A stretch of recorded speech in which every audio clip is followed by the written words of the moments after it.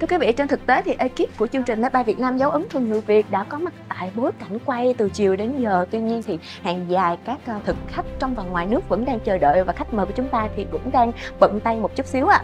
Và mở đầu chương trình ngày hôm nay chúng ta sẽ cùng nhau tìm hiểu về câu chuyện dấu ấn của một thương hiệu Việt. Mà với thương hiệu này, ẩm thực Việt Nam đã đến gần hơn với các du khách quốc tế.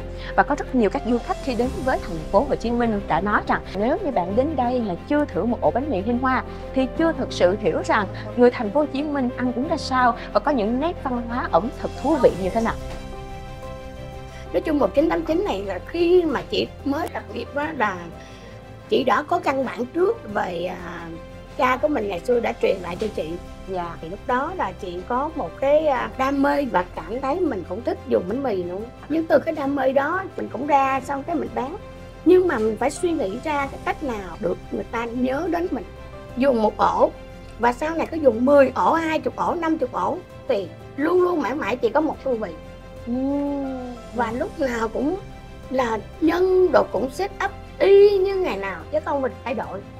Vậy là một chiếc ổ bánh mì mà to và rất là đầy đặn như thế này là đã có từ năm 1989 rồi. Đúng vậy. Nói chung mà muốn giữ hình ảnh mà xuyên suốt như vậy á, không phải là như vậy hoài mãi mãi được. Dạ. Và mình phải có một cái kiến thức là mình làm sao cho bánh mì nó được nâng cấp hơn nữa kìa. Làm sao cho cái hương vị nó càng thơm hơn nữa và ngon hơn nữa. Và khách hàng khi mà dùng đến cái tơi đó nghĩ đến Vinh Hoa liền.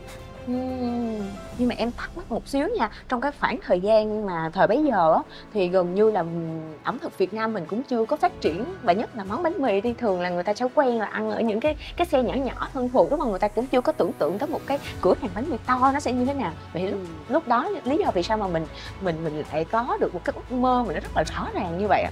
Bởi vì á, em không biết lúc thời đó là chỉ làm một xe bánh mì nhỏ thôi. Dạ. Nhưng khách hầu như đi lên Sài Gòn, người ta kêu quen nôm na cái miệng là Sài Gòn rồi. Dạ. Đó là về quận 1 của mình.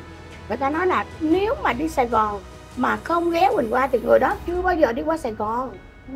Từ cái câu đó chị nói là thì khách hàng đã chuộng mình lắm rồi đó. Mình phải làm sao vượt qua hẳn để cho tất cả người ta đều biết đến. Cái thời Covid là thật sự là cái khó khăn lớn nhất của Quỳnh Hoa đã trải qua sau 2 năm liền. Nhưng mà nói về Covid thì Quỳnh Hoa vẫn là hoạt động. Chị đã nghe những cái cú điện thoại và khách hàng nói tôi đang muốn dùng bánh mì thì như thế nào đây. Thành ra lúc đó thì bánh mì lại được một cái mệnh danh là dùng xe ô tô đi. Và cái giá ship rất là cao và khách hàng đồng ý với tất cả luôn. Đồng ý luôn, dầu là phí ship lên tới 150k, 200k. Và khách hàng cũng vẫn đồng ý và chỉ mua hầu như là 2 bánh mì thôi. Dạ, chắc là chị xúc động lắm khi mà đúng vậy. Và chị nghĩ là ôi Covid ai nói là không bán được, thật sự mang bánh mì đến cho mọi người luôn. Sau dịch thì bắt đầu chưa hình thành những các app và làm việc với các app là một. Hai nữa là chị muốn làm sao bánh mì đem tới cho nước ngoài nữa cơ. Làm sao để mà bánh mì đem tới cho họ đây để cho nó được hưởng hương vị đúng của Quỳnh Hoa. Dạ. Thì số lượng chị đi có thể là vài trăm ổ một lần. Dạ, rồi vậy thì với những cái tín hiệu rất là vui như vậy thì bắt đầu là ước mơ của chị Quỳnh Hoa đã bắt đầu vượt biên chưa ạ? Bắt đầu mình có suy nghĩ đến câu chuyện có chứ. Dạ. Chị phải nghĩ đến làm sao mà làm cách nào vươn tới nước ngoài nữa kìa. Nhưng mà nói chung là mình muốn, rất là muốn, nhưng mà mình chưa làm được em. Mình chưa làm được. Chị đang muốn hình thành ở trong nước trước. Về thương hiệu thì chị thấy gần đây thị trường có trà trộn vào cái thương hiệu của bánh mì Quỳnh Hoa. Nhưng thật sự là bánh mì Quỳnh Hoa chưa có ra những chi nhánh nào cả. Mà đối với chị là một mực là Quỳnh Hoa đang cải cách là thứ nhất là chị bánh mì có những chuyến đi xa để cho bánh mì đi xa được. Thứ hai nữa là chị cho khách ngồi trải nghiệm như là mình để bàn và để cho khách ngồi đó tự trải nghiệm lấy ổ bánh mì và họ tự bỏ rau ớt và họ dùng. Chứ mình không phải là ngày xưa thì đối với bánh mì là không có chỗ trải nghiệm. Dạ. Thì bây giờ Quỳnh Hoa đã đạt được cái ý muốn đó. Dạ. Và cho khách hàng họ dùng luôn.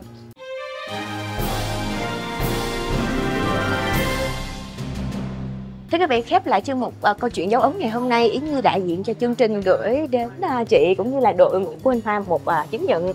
Dạ, thay cho lời cảm ơn vì chị cũng như là đội ngũ của mình đã rất là nỗ lực để tạo nên một cái hương vị, một cái thương hiệu rất là đáng tự hào dành cho người Việt Nam. Thay mặt chương trình, chị cũng thứ nhất là cảm ơn chương trình rất là nhiều đã tạo cho chị cái buổi hôm nay lại được trò chuyện với chương trình. Và sau chương trình đi nữa là chị cũng cảm ơn rất cảm ơn những quý khách đã đồng hành cùng Vân Va xuyên suốt cái thời gian mấy mươi năm qua.